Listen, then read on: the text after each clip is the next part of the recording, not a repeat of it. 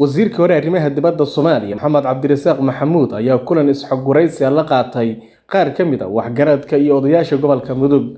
Maxamed Cabdirasaaq oo hadda ah musharax xildhibaan golaha shacabka Soomaaliya ayaa odayaasha la wadaagay sida ay muhiimka u tahay xulashada xubnaha si dhab ah u matali kara gobolka Mudug iyo guud ahaanba Soomaaliya. Waxaan maanta aan idinkugu imid safarkan idinka fadhiya aanan meelna uga socon ilaa aan helo jawaab in wixii laga maqlay miidiyaha iyo social media iyo iska daa laakiin hortiina intaanoo oday oo nabadoon oo hal jufa ah oo aan ka tirsanahay inaan idhaahdo waxaan u taaganahay xilka xildhibaannimada dowladda federaalka Soomaaliya.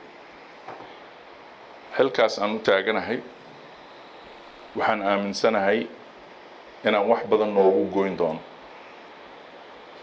waxaan aaminsanahay inaan aqoonteeda iyo kartideeda iyo dad isku wadkeeda aan leeyahay.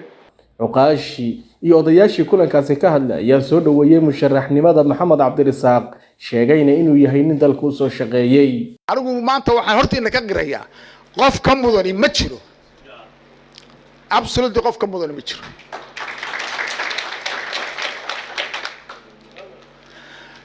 maxamed Cabdirasaaq waynu la heshiin karnaa. maxamed Cabdirasaaq oo kursiga waa ku siinaa laakiin taasaan ka rabnaa intii aad kari kadib.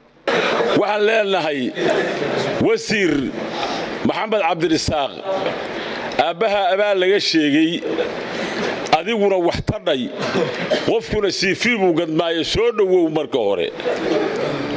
Maxamed Cabdirasaaq hadal weyn buu inoo soo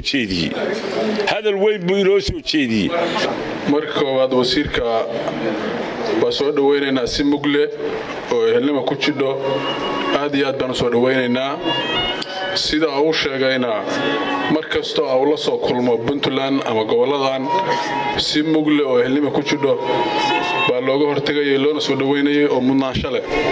waxaan oranayaa Maxamed Cabdirasaaq inaan xilin sharafeed siino labada xubnood oo aan leenahay banaanka noo joogta oo uu mudan yahay oo in la siiyo uu yahay horta gacanta loo taago mar weyn gacanta loo taagaa waa siinay wayna tiraahdaan looma baahna war kale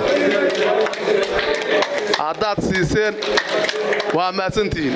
community-ga oo notusay markaan fiirino waxqabadkiisii waxayna tusaysaa inuu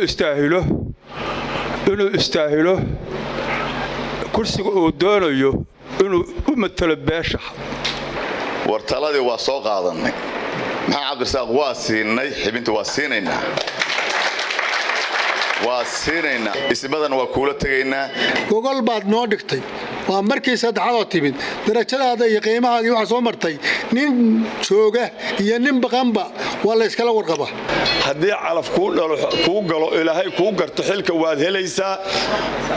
si gaara iyo si guudba waa kuu soo dhaweynaynaa. waxaa la rabaa marka qof intaasoo dhan ka madax bannaanoo waxa aynu rabna qabkiisa meel inta la istaago miis garaaci kara inaynu helno ee aan qof kaxaysan oo jeebka ku ridan.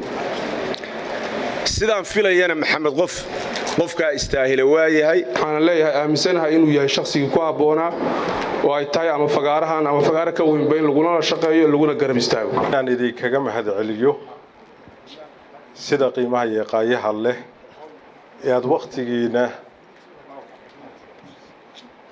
aad inoo siiseen inaad nagala soo qayb gashaan xafladan aynu ku maamuusaynay wasiirkii hore dowladda federaalka ee Soomaaliya mudane Maxamed Cabdirasaaq Maxamuud Abubakar oo na soo gaaray magaalada Gaalkacyo. Shukaadan Gurey Telefishinka Universal Gaalkacyo.